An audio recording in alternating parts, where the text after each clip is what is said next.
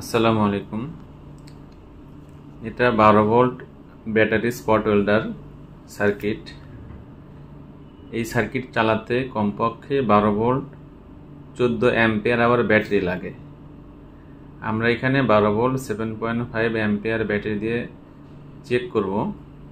যারা battery pack বানাতে চান বিএমএস সার্কিট লাগানোর জন্য, তারা এই সার্কিটটা ব্যবহার করবে। 12 ভোল্টের ব্যাটারি কিন্তু লাগাতে হবে, কোনো অ্যাডাপ্টার অথবা ব্যাটারি চার্জার দিয়ে কিন্তু এই সার্কিট চলবে না।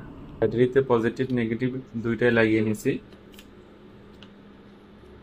এখন আমরা এই নিকেল শিট দিয়ে ব্যাটারিতে স্পট ওয়েল্ডিং করে দেখব।